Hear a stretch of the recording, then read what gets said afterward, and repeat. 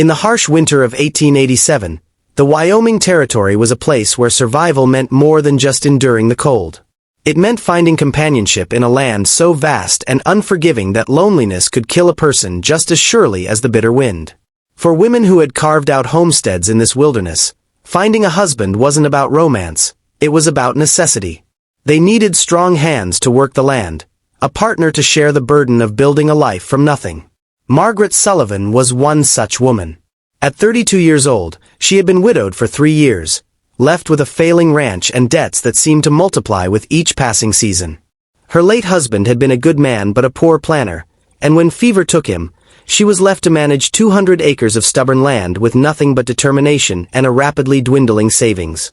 She had tried to manage alone, hiring occasional help when she could afford it, but the truth was inescapable. She needed a husband. The mail-order bride and groom business had become surprisingly common in territories where men outnumbered women 10 to 1. But Margaret's situation was reversed. She placed an advertisement in several eastern newspapers, describing herself honestly, a practical woman, not beautiful but capable, with land and a home, seeking a hard-working man willing to start fresh in the West. She received a handful of responses, carefully written letters from men seeking new beginnings. But there was one response that made her pause. The letter came from Thomas Brennan, a man from Pennsylvania who worked in the coal mines. His writing was simple but sincere. He told her about his life underground, the darkness that had become his entire world, and his dream of seeing open sky and endless horizons. He promised to work hard, to be faithful, to build something lasting. He seemed perfect, and Margaret wrote back immediately, eventually agreeing to his proposal. She sent him money for the train fare, her heart cautiously hopeful for the first time in years. The day Thomas was scheduled to arrive, Margaret drove her wagon to the small train station in the nearby town of Bitter Creek. She had dressed in her best dress, though it was worn and practical rather than pretty. Her hands were rough from work, her face weathered by sun and wind, but she held herself with quiet dignity. Around her, other women waited as well, some for supplies, others for their own mail-order arrangements. Margaret recognized the mixture of hope and anxiety in their faces. It mirrored her own. When the train finally pulled into the station, belching steam and smoke into the cold air, Margaret's heart began to race. She watched as passengers disembarked, scanning each face for the man she had only seen in a small, somewhat blurry photograph. Then she saw him, and her breath caught in her throat. Thomas Brennan was not just tall. He was enormous. He stood at least 6 feet 7 inches, towering over every other person on the platform. His shoulders were so broad they seemed to block out the sun, and his hands, as he gripped his worn suitcase, were the size of dinner plates. Years of mining had built his body into something almost mythical, all muscle and power. His face was kind, with gentle eyes that seemed uncertain as they searched the crowd, but his sheer size was overwhelming. Margaret felt her courage falter. She had expected a tall man. His letter had mentioned it, but this was something else entirely. She thought of her small house, the narrow doorways, the modest bed that would never accommodate such a frame. She thought of the town gossip, the stares, the whispers. Most of all, she thought of her own fear, an irrational but overwhelming sense that she would be crushed, overshadowed, made invisible by such an enormous presence. As Thomas spotted her and began to approach, his face lighting up with hope and relief, Margaret made a decision she would regret for the rest of her life. She turned and walked away, quickly losing herself in the small crowd before he could reach her. She climbed into her wagon and drove away without looking back, her heart pounding with shame and fear in equal measure. Thomas stood on that platform for hours, his suitcase at his feet, watching the crowd thin until he was nearly alone. He checked and rechecked Margaret's letter, confirming this was the right place, the right time. As the sun began to set and the temperature dropped, the devastating truth settled over him. She had seen him and decided he was too much. Too big, too imposing, too different. He had experienced rejection before. The whispered comments about his size, the way people stepped back when he approached, the nickname Giant that followed him everywhere. But this hurt in a way he hadn't anticipated. He had dared to hope for something different out here. Word spread quickly through Bitter Creek. Margaret returned home and told no one what she had done, but others had seen a giant man waiting at the station, had heard he was a mail-order groom who had been stood up. 2 other women who had their own arrangements pending went to the station out of curiosity over the following days, saw Thomas trying to find work and a place to stay, and each decided he was simply too much for them to handle. They had expected men who would fit into their lives, not someone who would require their entire world to be rebuilt around his proportions. Thomas found temporary work at the lumber mill and took a room above the general store, sleeping diagonally across a bed that was far too small. He sent letters back east, trying to arrange his return, but money was tight and winter was setting in. He would have to wait until spring. In the meantime, he kept to himself, enduring the stares and whispers, wondering why he had ever thought he could find acceptance anywhere. Then came Eleanor Hayes. Eleanor was not like the other women in Bitter Creek. She was younger, only 24, and she had come west not out of desperation but determination. She was a teacher, sent by a missionary society to establish a school in the territory. She was educated, well-read, and possessed a fierce independence that sometimes put her at odds with the more traditional women in town.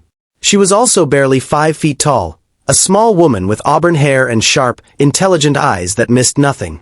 Eleanor first saw Thomas when he came into the general store below her rented room. She was descending the stairs with an armful of books when she heard the shopkeeper's nervous greeting and looked up to see the largest man she had ever encountered carefully navigating between the narrow aisles, trying not to knock anything over. What struck her wasn't his size but the gentleness with which he moved, the careful consideration in every gesture, as if he was constantly aware of the space he occupied and determined not to cause harm. Over the following weeks, Eleanor began to notice Thomas around town.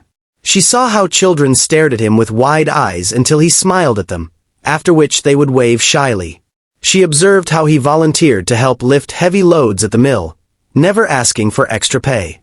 She noticed that he spent his evenings in the small town library, really just a corner of the church with a few dozen books, reading by lamplight, his large frame folded into a chair meant for someone half his size. One evening, Eleanor approached him in the library. "You're reading Whitman," she said, noticing the volume in his hands. Thomas looked up, startled. People rarely spoke to him beyond necessity. "Yes, ma'am. I hope that's acceptable." "It's more than acceptable. It's excellent taste. What do you think of Song of Myself?" And so began their friendship. They started meeting regularly to discuss books, and Eleanor was astonished to discover a mind as expansive as Thomas's frame. Despite his limited formal education, he had read voraciously during the long winters back east, educating himself in the darkness between mining shifts. He spoke thoughtfully about poetry, philosophy, and the natural world he had dreamed of seeing. Eleanor found herself looking forward to their conversations, forgetting entirely about his unusual size and seeing only the person within. As winter deepened, Eleanor learned Thomas's story. He told her about the mail order arrangement, the rejection, the loneliness that had followed him his entire life. He spoke without bitterness, but Eleanor could hear the pain underneath his words. She also learned about his dreams, to own a piece of land, to work under open sky, to perhaps have a family who wouldn't be ashamed of him. Eleanor surprised herself by saying, "Those don't seem like impossible dreams to me." "They do when you're too big for the world," Thomas replied quietly. "Or perhaps the world is simply too small in its thinking," Eleanor countered. Their relationship shifted gradually. Friendship deepened into something more, though Eleanor couldn't pinpoint exactly when it happened. Perhaps it was the day Thomas rescued a child's kitten from a frozen well, his long arms able to reach where no one else could. Perhaps it was the evening he recited Blake from memory, his deep voice making the words resonate like prayer. Or perhaps it was the moment she realized she felt safer with him than with anyone else she had ever known. His size wasn't threatening but protective, a shelter rather than a danger. When Thomas finally gathered the courage to tell Eleanor he had fallen in love with her, she shocked him by laughing, not mockingly, but with pure joy. "You foolish man," she said, reaching up to take his enormous hands in her small ones. "I've been waiting for you to notice." "But he began. "You're kind, intelligent, gentle, and good," she interrupted. "Yes, you're also very tall. I've noticed. I still have to crane my neck to kiss you, which you might consider a design flaw, but I'm willing to work around it." Their courtship scandalized Bitter Creek. The tiny teacher and the giant mill worker made an odd pair visually, and tongues wagged about the impropriety, the strangeness, the practical impossibilities. But Eleanor, who had never particularly cared about others' opinions, cared even less now. She had found something rare, a truly good man, and she wasn't about to let others' small-mindedness ruin it. They married in the spring of 1888, in a simple ceremony at the church. Thomas had to duck to enter the building, and he couldn't stand fully upright under the ceiling, but when he made his vows, his voice was steady and sure. Eleanor wore a simple dress and stood on a box so they could better see eye to eye, which made several attendees smile despite themselves. The couple pooled their savings and bought a small homestead outside town. Together, they modified the house, raising door frames, building a custom bed, adjusting everything to accommodate Thomas's frame while keeping Eleanor's comfort in mind. Thomas proved to be an exceptional farmer, his strength allowing him to accomplish in hours what took other men days.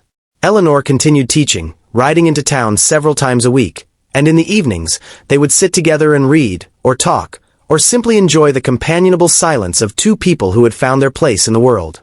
Years later, Margaret Sullivan heard about the marriage. By then, her ranch had failed and she had been forced to sell, moving into town to take in laundry for money. When she saw Eleanor and Thomas together, saw the way the tiny woman looked at her giant husband with obvious love, saw how he bent down to hear her whispered comments, saw the child they were raising together, Margaret felt the full weight of her mistake. She had let fear rob her of the very thing she needed most. She had judged a book by its cover and missed the story entirely. Eleanor never knew that Thomas had originally come to Wyoming to marry someone else. Thomas never told her about Margaret's rejection, seeing no purpose in dwelling on past pain.